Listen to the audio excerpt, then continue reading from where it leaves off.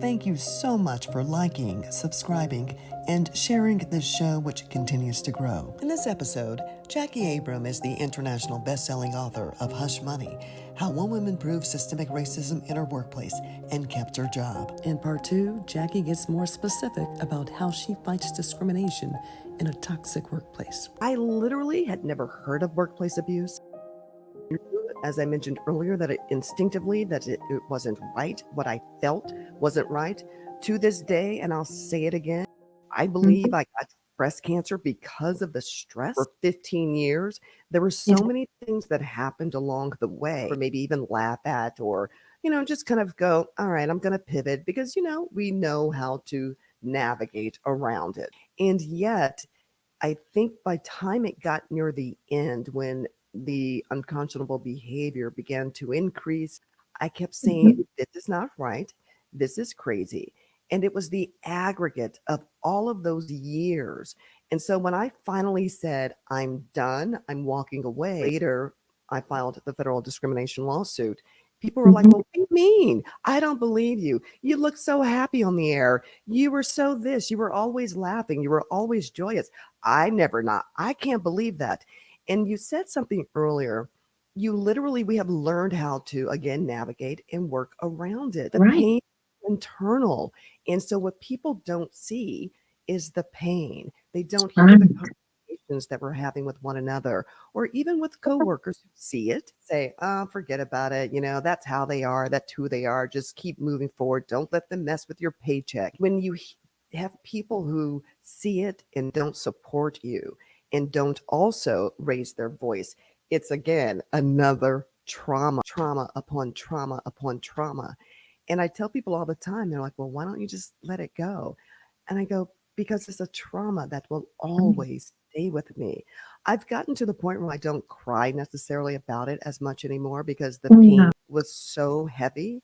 Like you, I decided not to settle. I had an attorney. Now that I'm looking back, I realize that we can't win that way necessarily because it's so hard to contend. They understand that if I don't call you the N word or put a noose on your desk, then I'm good. It's just bad behavior. You can't sue me for being a bad person.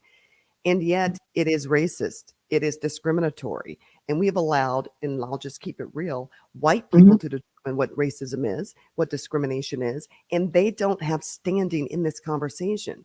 So it begs the question, if all of us are having this experience and we're not talking about it, and yet other people tell us that it's not true, how can we finally dismantle it? Because I don't want my 16-year-old son, I don't want him to see anyone else go through this. I don't want him to go through this.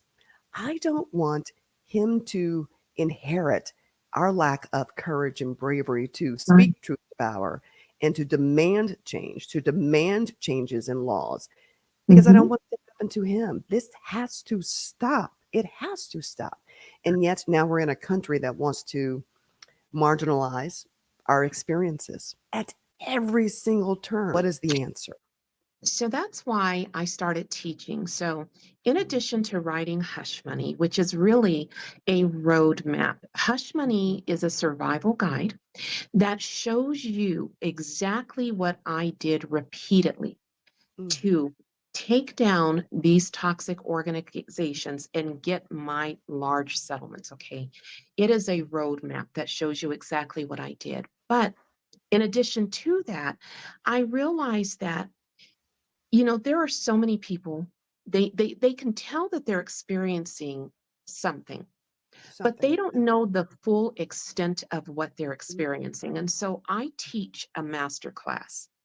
My master class is called How to Fight Discrimination in a Toxic Workplace.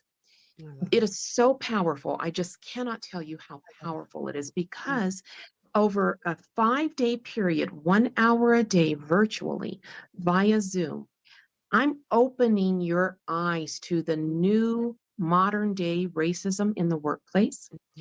It is not something that you can see above the surface. So let me give you an analogy, okay?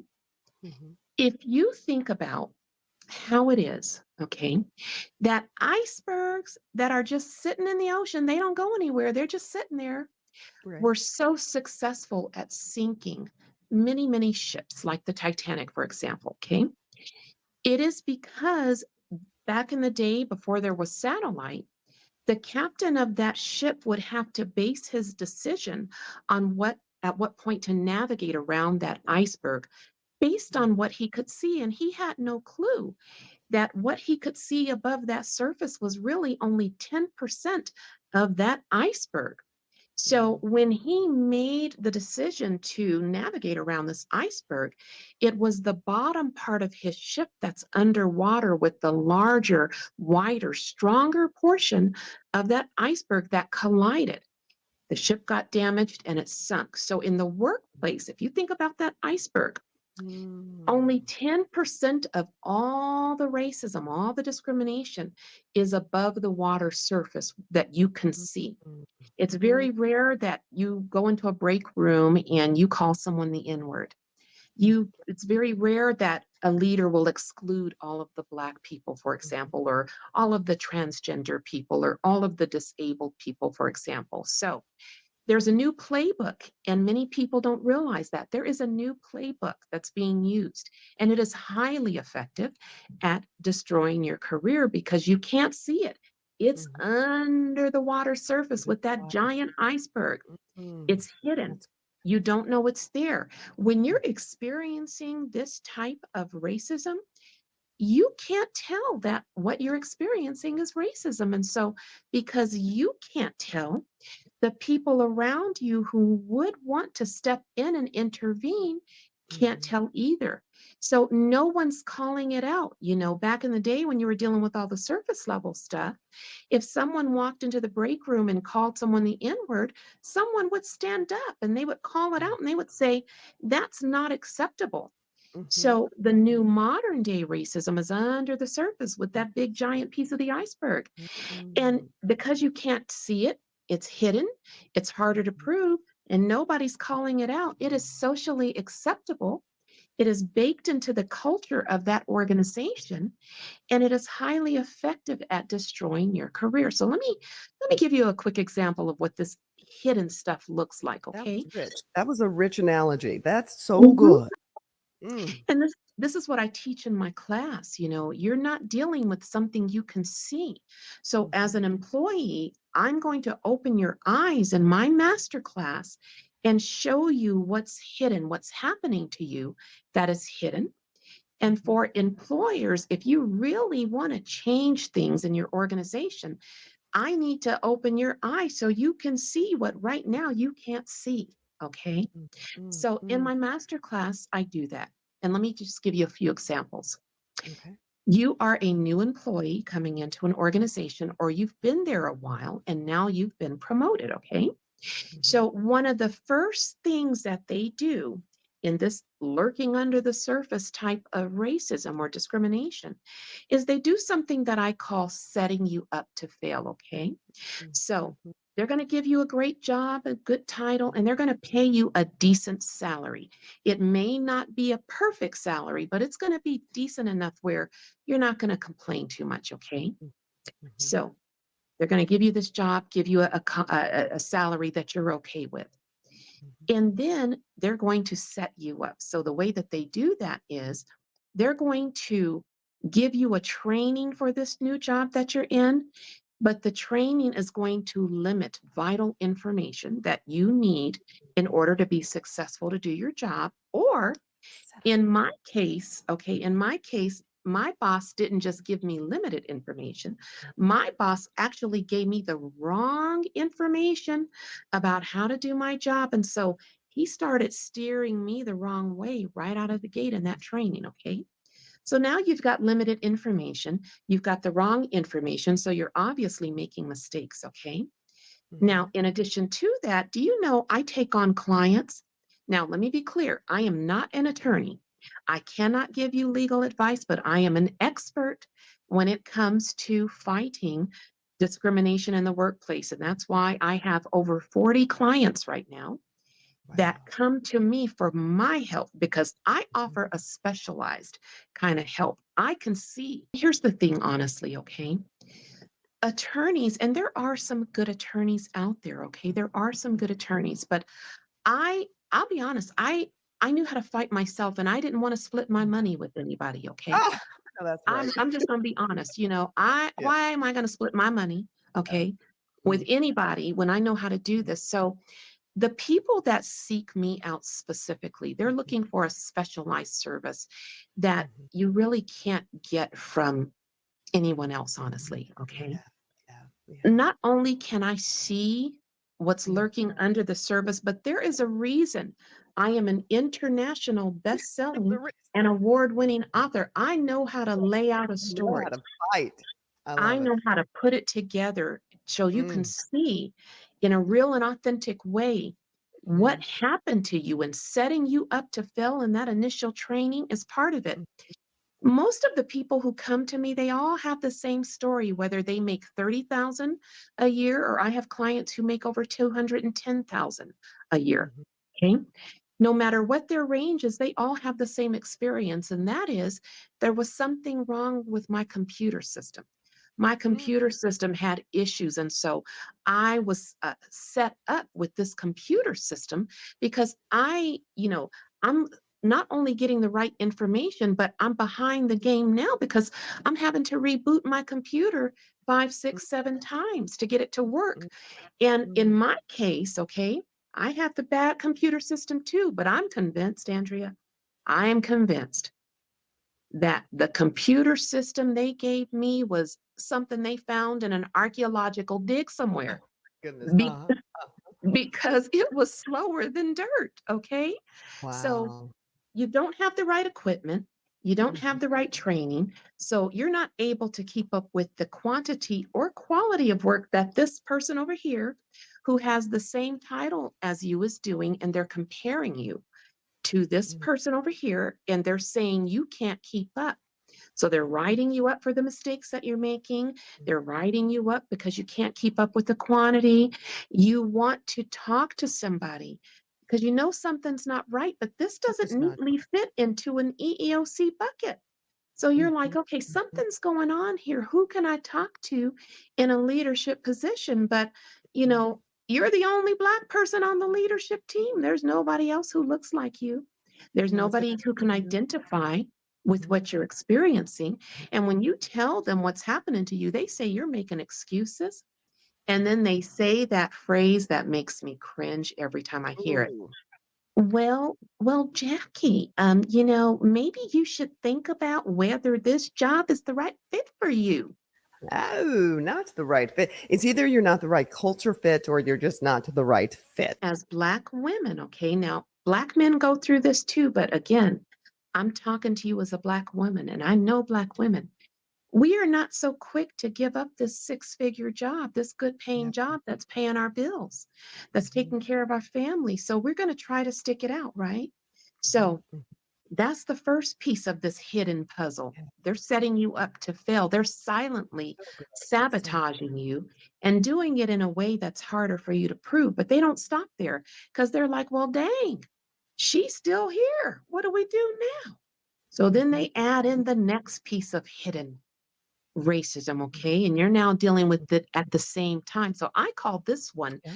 the black workhorse. Have you ever heard me talk about the black workhorse? I have, and I felt like the black workhorse was promoted. The black workhorse got no promotion financially. It was duties Hmm. as assigned. I'll never forget that phrase. They get the financial reward that comes with a promotion, but I was just supposed to go and do it and shut my mouth. And Yep. that's what they expected. And you're absolutely right. So, Yeah. the black workhorses, they're going to make you do a lot of extra work Mm. without the extra pay that goes along with it because to this Mhm. toxic leader who was Mm. targeting you, you are not human. Okay. Nope. As a black Mm. man or a black Mm. woman, they believe that you were built and designed for hard labor. So Yeah. they're going Mhm. to pay you a decent salary, but they're going to get their money's worth out of you Gonna have you by do it. piling this work on your back. And so you're going to find yourself working on holidays, working on weekdays, working through your lunches, staying late after work. In my experience, I was so bogged down with work because you're doing the work that's the equivalent of two, three, sometimes four people. Mhm. And it has now become a part of who you are because they're piling all this work under you, under that all duties as assigned Uh-huh. scenario. But see, here's how I fight, okay? And I write the most powerful discrimination complaints for the clients who Oh, seek me out because a lot of times they know they're going through something, but they don't know how to mhm. communicate Right. it in the way that it needs to be communicated because there's a right way to do this and there's a wrong way. And Mhm. so they don't know how to put it in writing the way that it needs to be written. And they're Mhm. so traumatized that they can't think straight. You Yeah. know, your mental health is being Yeah. damaged. I've been gone now. I just celebrated my 4-year anniversary of freedom, of walking Mhm. out, June 5th of Yeah. 2020. I'll never forget it. It's a birthday, it's an anniversary, it is a rebirth, it's a freedom, Yeah. but been without a lot of pain still, Yeah. still a lot of therapy, still a Mhm. lot of cries because I gave up my job that I Right. loved, worked Right. so hard. I was in 4th grade when I told Mrs. Cotton in 4th grade, she just happened to live next door to me, but she was my teacher who Yeah. during an afternoon asked all the kids, "What do you want to be when you grow up?"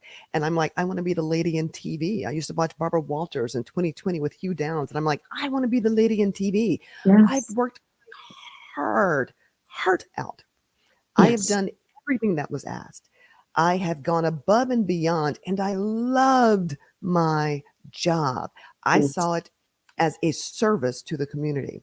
And Yeah. to effectively be not eff- to be pushed out in the Right. manner it was not just unconscionable, it was a pain of my soul, Yes. of my essence, of my humanity, and I still am in pain by it. It will Yes. never go away. I can cover it up and, something great that happens might make me feel Right. better for a moment, but there's something that will trigger me, a Yes. word, a phrase, something that I see that reminds me, and I'm back there again because it Mhm. literally was an abomination of my humanity.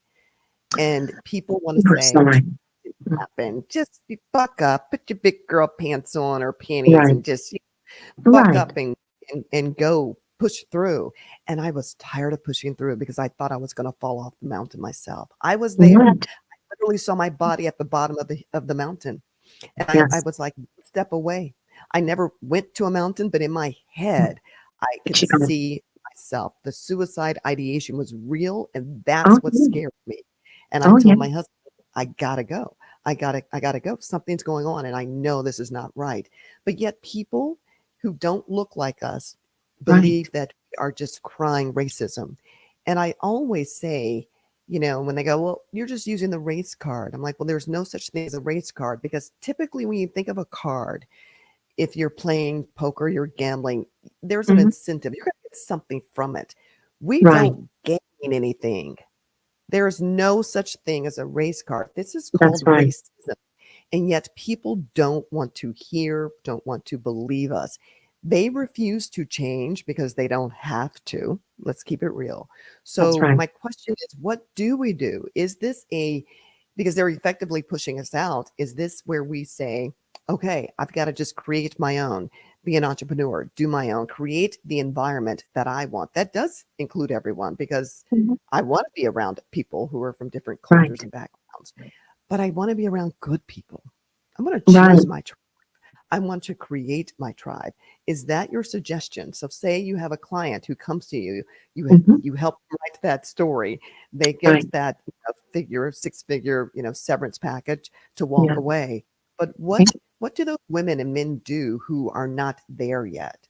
What's your advice for them? So one of the benefits, like you said, of fighting for your rights in the workplace is that if you do it correctly, it really increases your chances of getting, that hush money. They gave me hush money, okay, Yeah, to they to wanted you to buy talk. my Yes. silence because Mhm, I was so good at proving what happened to mhm, me, okay, that they wanted to buy my silence because they didn't mhm, want me to go out and tell the world what happened to me in their organization. Okay. Mhm. But they gave me something else. They gave me what's called a non disclosure agreement, Right.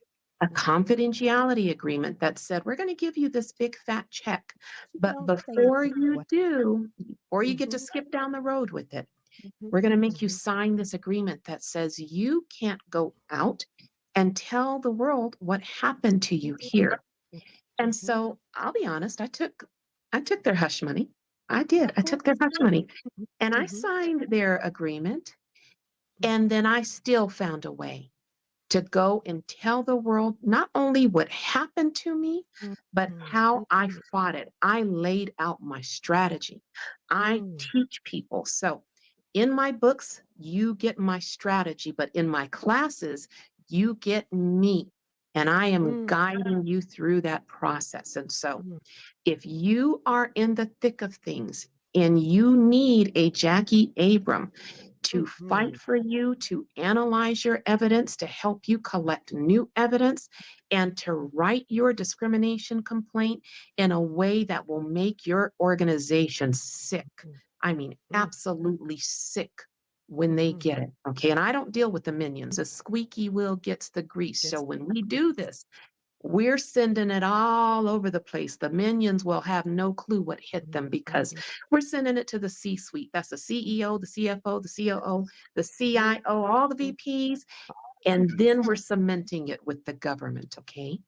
And a Mm. lot of people don't realize you have more options than just the EEOC. It's interesting because, Jackie, as you mentioned the EEOC, I have met Mhm, so many women who say, and men, just people in general, whether they're white, mhm. black, whatever, they all say, I went to the EEOC, I filed a claim. And we all think, I was one of them, something's going to be done. Right. Something's going to be done. They're going to see my way. They're going to rule in my favor. And can I just say it? It's a farce. It Right. it literally is performative. That's why I have never, ever had to set foot in a courtroom. I Mm, have never had to go the distance of filing a lawsuit. I have never had to hire an attorney more than once. I mm, hired one attorney. I watched what they did. I learned, I'm a sponge, and I was like, mhm. I can do that myself and then some. Yeah. And so Mhm. every other battle that I fought by myself with no one to split my money with, okay? And so it doesn't matter to me whether or not the EEOC or the state civil rights agencies are effective. You know why? Because my motivation comes in proving to that company that if you don't settle with me, Mm, everything that happened to me is going to be made public knowledge because mm. they know that I don't bluff. Okay. Yeah. I'm going to tell everyone what happened to me in your organization. Mhm. And now for my clients, I even go so far as to create a book that says, Right. okay, Okay. if Mhm. if the company doesn't work with you, I will write your story. I will tell Mm, the world what mm. happened to you in that organization. And I'm not going to fictionalize it because you haven't signed a Yeah. non-disclosure with them. So you Yeah. can basically put that Someone company on protect. blast and Mm, say truthfully and with no cover-ups what happened to you. Okay. yeah. I What do had you to fictionalize my book to Yeah. protect myself legally. From the NBA? Everything, yes, everything that happened to me I put in these books, but to protect Mhm. myself legally, I fictionalized my story. But Mhm. anyone who picks up these books knows there's a real woman behind it, and they're Mhm. using these strategies not only in America, but in countries all around the Mhm. world. And they're getting their settlements so they don't have to go to court. Yeah. They're setting these companies up the way that the companies were setting them up. And Yeah. it motivates those companies to go deep and then get you out of there. those people who are witnesses, if you will, who see the unconscionable behavior, but they don't want to get involved. Did that happen to you? Because for Oh, me, that's also it's another pain. It's another trauma where yes. people who you have been speaking about all of these issues with Mhm. forever, they see it And they, of course, say it's horrible, it's wrong, it should never have happened. But then when it comes time to put up or shut up, they literally go, I don't know. I don't want to be involved. Don't get me involved. Don't say I told you. Do we change the system so that people feel as if they're going to be protected to speak the truth? Both the person who has been abused as well as Mhm. those folks who witness it.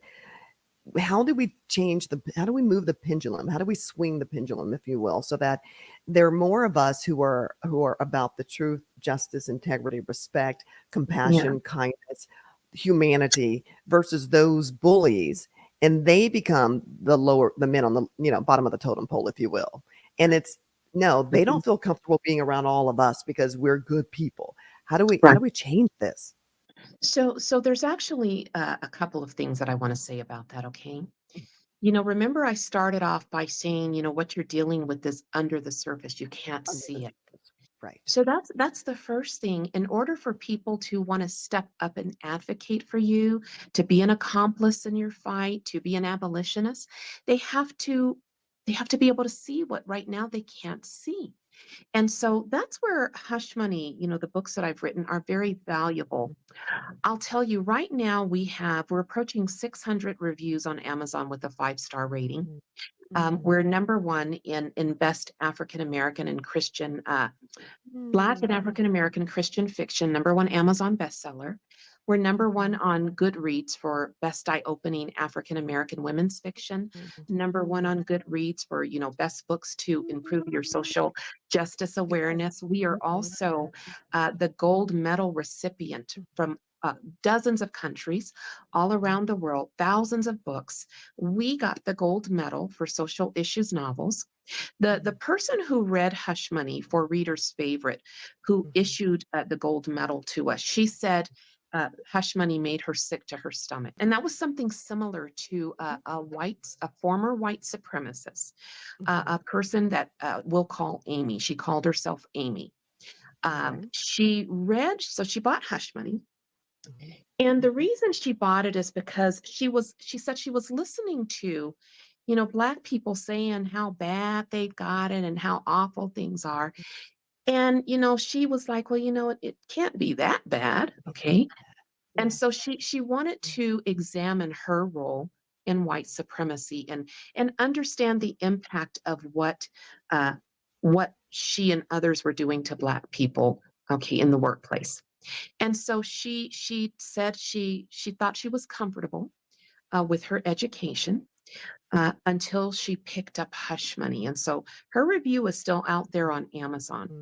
Mhm. She said when she read Hush Money, she realized that what Black people experience in the workplace is more far reaching and more gut wrenching Yes. than anything she could have Mhm. ever imagined or learned on her own. Mhm. And it changed her. It I changed bet. her. And so you have to be able to show people in a raw way what we're dealing with, because that's the benefit of us being self-published. We couldn't get a publisher. Mhm. So we self-published, and then I sold Hush Money from the trunk of my car because we're not writers, we're not professional writers, and we're not Mhm. even marketers. So I just put it in the trunk of my car and drove around selling it at parks and pop-up shops. But Mhm. what is making people buy and love Hush Money is that I was in a very dark place when I wrote it. Mhm. This was on the heels of me about to commit suicide, but really seriously thinking about homicide too.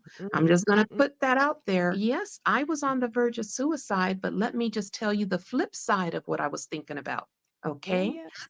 That's I was in true. a very dark place. Okay. Mhm. And so Hush Money is written raw.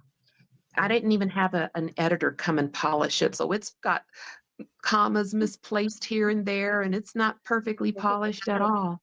Mhm. But I like that because when you have an editor come back and softening what your Mhm. experience is so Exactly. that you don't make people Mhm. uncomfortable, Oh, it takes mhm. away from the experience. So my book is raw. Absolutely.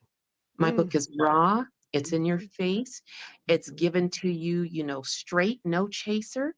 And you get, by the end of that book, you are either sick about your role in allowing what's happening to us to happen, or you are empowered if you are one of us and you are now realizing I can actually fight this. There is a way.